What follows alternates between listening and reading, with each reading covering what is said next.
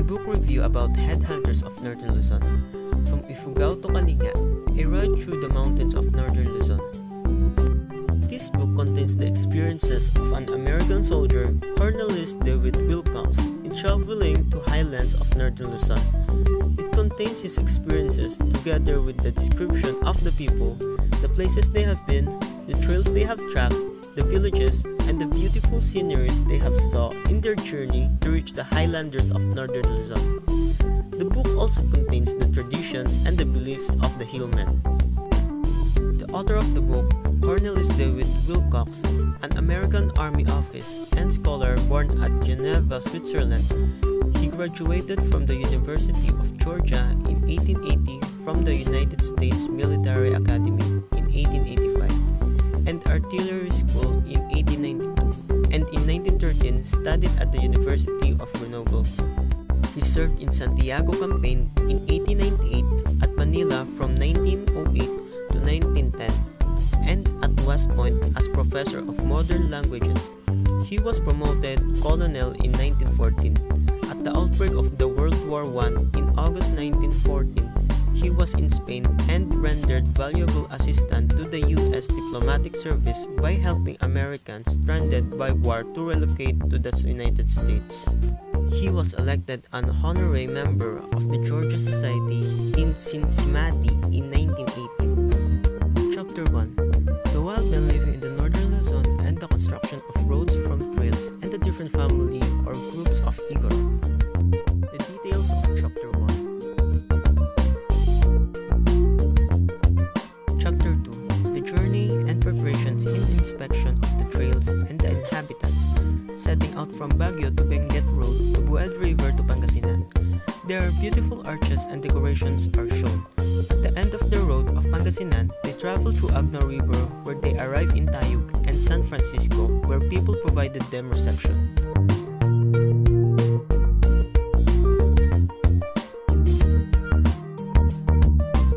Chapter 3. The great contribution of Padre Juan Villaverde works in improving the lives of hill people and his great trail that stretches from Nueva Vizcaya to Central Valley of Luzon.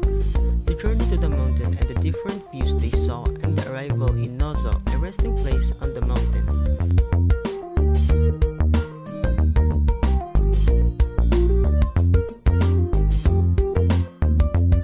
Therefore, the continuation of the journey traveling passing through a steep valley to the forest full of trees and different vegetation together with different types of flowers. Upon nearing Amugan, their first resting point, they heard the sound of gansa and a small village offering them kanyao, then moving on till they reached Santa Fe, following the Magat River and setting out their camp.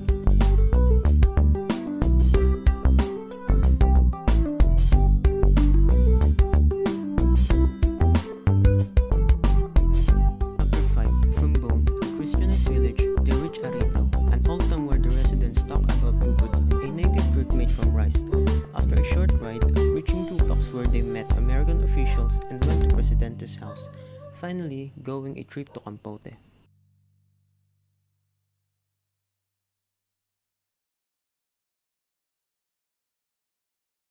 Chapter 6. The Ilonggot and the area of their inhabitants, their nature and their preferred weapons, their government in the Philippines making steps in reaching them and become accessible. They went to a trip through the trail where the author describes the beautiful view that they passed through the journey and finally meeting the first Ilonggot.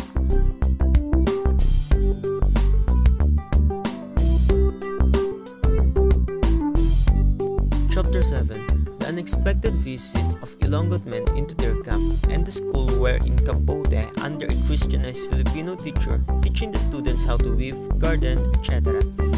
And the offer they made to the trail using the white pony which then the Ilonggots refused.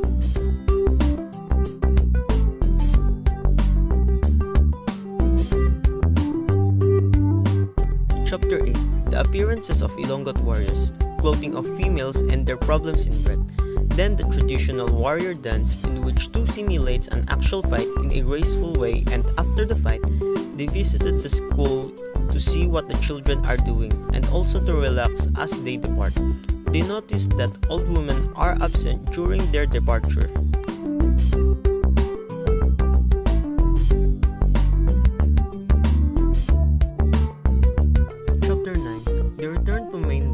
together with their different encounters of vegetations and a large flying animal which flies so high it's said that nobody has captured it. Upon arriving to Bambang, where they will rest for the night, they noticed the nice place and some native that they met informed them about the Protestants and the Aglipayanos.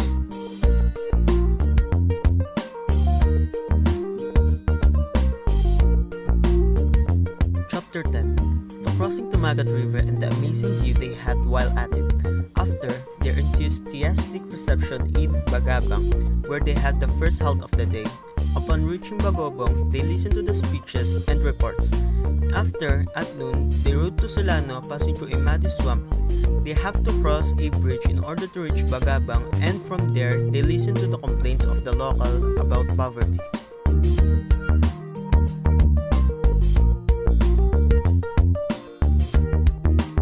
Chapter 11. The impression they made while entering the mountain province, the beautiful views and the river they have to cross to reach Payawan, the place of the meeting. But due to some misunderstanding, it is moved to Kiangan. A life-size anido guarding the Ark of Kiangan represents expression in nature or worshiping. Inside, the chief welcomed them and made a speech. The detachment of native constabulary is also discussed.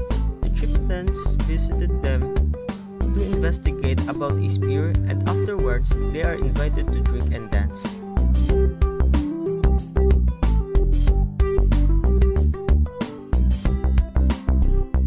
Two prisoners broke out of prison and killed the guard and threatened to kill every white man they encountered.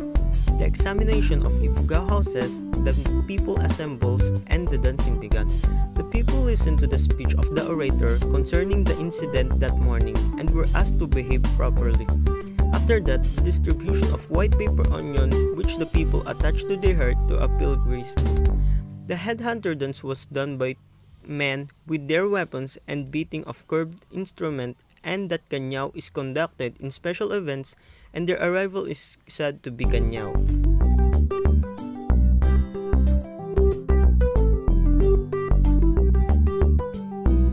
Chapter 13. The way the people or Highlanders dressed and the butchery of Carabao, known as a policy from the government, where they will compete to cut the nearest part of the Carabao to him and must be carried out and rushed to deposit on the ground before it can become the bearer's property.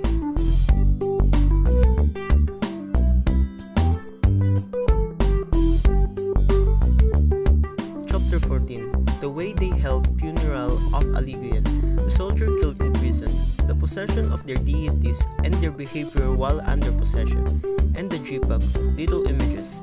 It shows how they truly believed to different deities and how they did different ceremonies for funerals.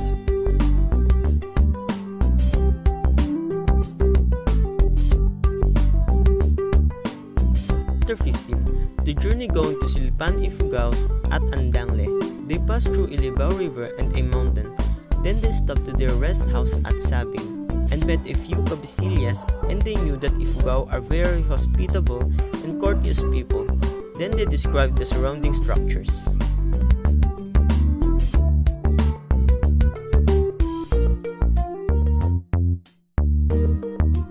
Chapter 16. The reason why the country is changing as the time passed. It mentioned the native legend of the flood and their sport and ceremonials. It also gives different examples of native arts and crafts.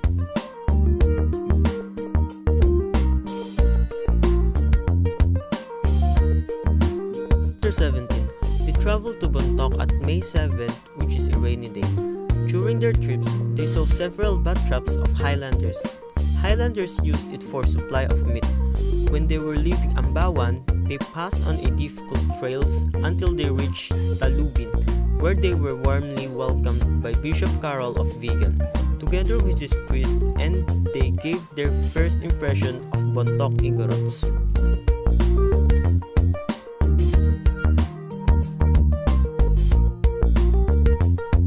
Chapter 18. The Bontoc, a place of importance together with the structures they say in it. The different sports played by Highlanders. It also mentions slapping games.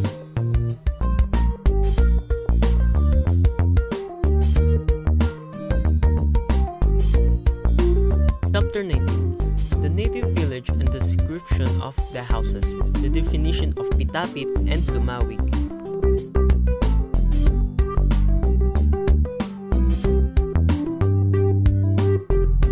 Chapter 20. They pushed on north where they saw young women dressed in banana skirts and albino gel. They also described the pine uplands and the glorious views of the north.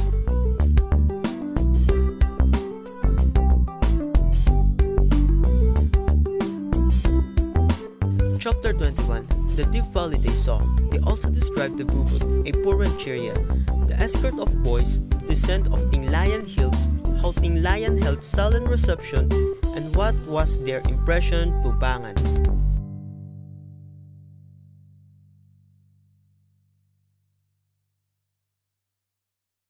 Chapter 22.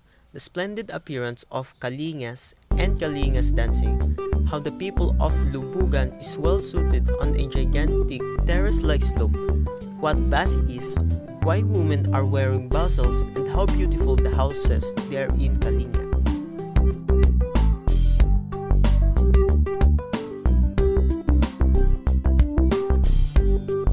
Chapter 23. The Great Terrace of Lubuagan. They also describe what they saw in Nanong, specifically the people. They passed at Chico until they reached Cagayan Valley, which they described as an empire because of its landscape according to them.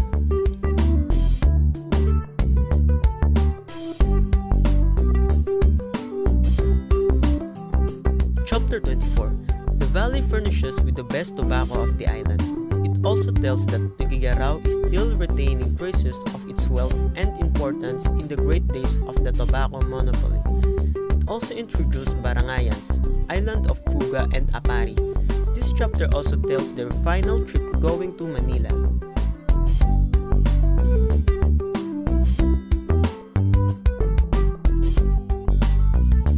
Chapter 25.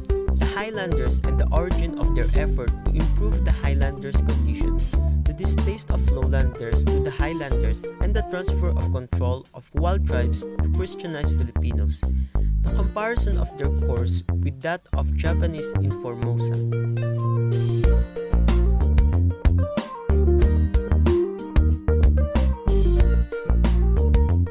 The purpose of the author in writing his book is to provide records of places he went through, the details of everything he saw and experienced, the nature of the people, their traditions, ways of living, the structures present in the places they visited. It provides the readers an insight to what are the nature of the Luzon Highlanders, together with the lifestyle and the detailed description of their attire, houses, and beliefs.